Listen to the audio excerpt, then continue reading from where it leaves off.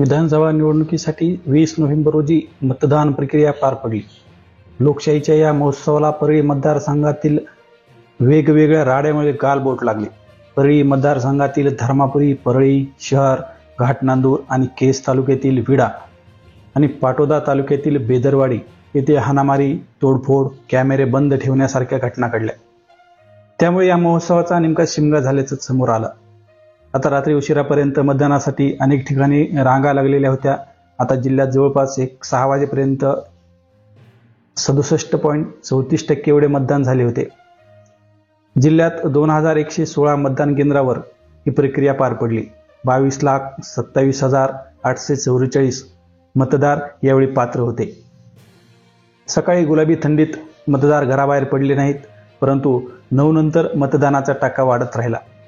याच दरम्यान गैरप्रकाराचे कथित व्हिडिओ देखील सोशल मीडियावर व्हायरल झाले. परळी मतदारसंघातील धर्मापुरीसह इतर मतदान केंद्रावर कॅमेरे बंद ठेवून मतदान केले जात होते. यावर महाविकास आघाडीचे उमेदवार राजेसाहेब देशमुख यांनी आक्षेप नोंदवित निवडणूक विभागाकडे तक्रार केली. त्यानंतर त्यांच्याच शरद पवार गटाच्या माधव जाधव यांनी त्याला धनंजय मुंडे समर्थकांनी बेदम मारहाण करत मतदान केंद्राच्या बाहेर हाकलले.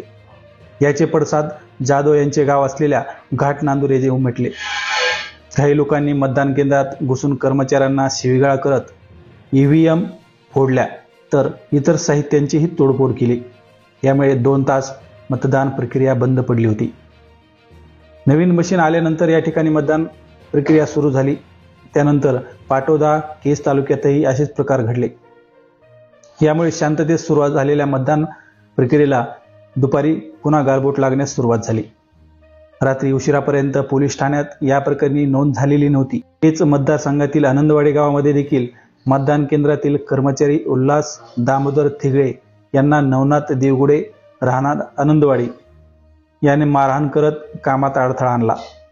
ओळखपत्राशिवाय मतदान करू देत नसल्याच्या कारणावरून कर्मचाऱ्यास शिवीगाळ करून अंगावर धावून जाऊन हातातील लोखंडी कड्याने डोळ्यावर बुक्क्या मारण्यात आल्या. यामध्ये सदरील कर्मचारी जखमी झाला.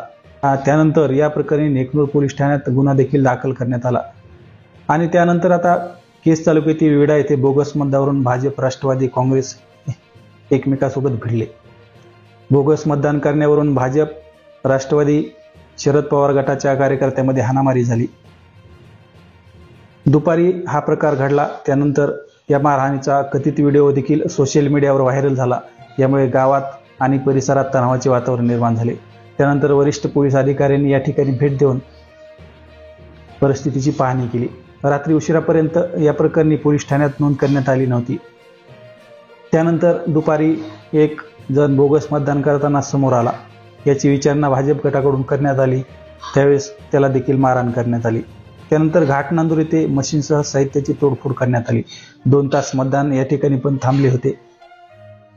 घाटनांदूर येथील 6 बूथवरही अज्ञात जमावाने हल्ला करून बूथवरील मशीन फोडल्या. शासकीय कर्मचाऱ्यांना शिवीगाळ करीत मतदान प्रक्रिया बंद पाडली.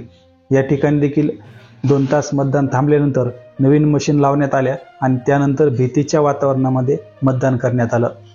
यामध्ये सोमेश्वर विद्यालयातील बूथ क्रमांक 280, 281, 283 यावर अज्ञात जमावाने ही तोडफोड केली होती.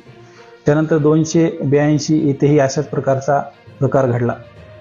तेथील महिला कर्मचारी घाबरल्याने त्यांचा BP वाढला होता. वैद्यकीय अधिकारी प्रज्ञा सुरडकर व डॉक्टर विलास माले यांनी त्यांच्यावर उपचार केले. त्यानंतर जिल्हा परिषद केंद्रीय शाळा येथील बूथ क्रमांक 276 या ठिकाणी तोडफोडी अगोदरच मतदान सुरक्षित घाटनांदूरसह परिसरात मतदान प्रक्रिया चालू होती.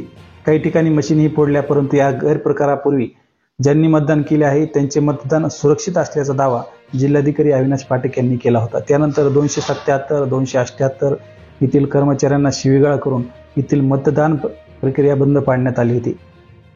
त्यानंतर बीड जिल्हा मजूर फेडरेशनचे चेअरमन बंशी अण्णा शिरसट यांच्या गाडीची देखील तोडफोड करून त्यांच्यावर प्राणघातक हल्ला करण्यात आला.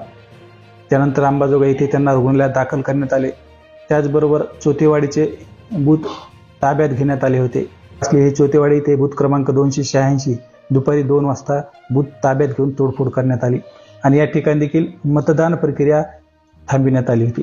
त्यानंतर परळी येथील बँक कॉलनीतील मतदान केंद्राबाहेर थांबलेले राष्ट्रवादी काँग्रेसचे ॲडव्होकेट माधव जाधव यांना बुधवारी दुपारी 12 वाजण्याच्या सुमारास धनंजय मुंडे समर्थकांनी बेदम मारहाण केली. त्यांच्या सोबत असलेले बाबा शिंदे यांनाही धक्काबुक्की करण्यात आली. त्यानंतर दुपारी 4 वाजेपर्यंत जाधव यांनी पोलीस ठाण्यात तक्रार दिली नव्हती.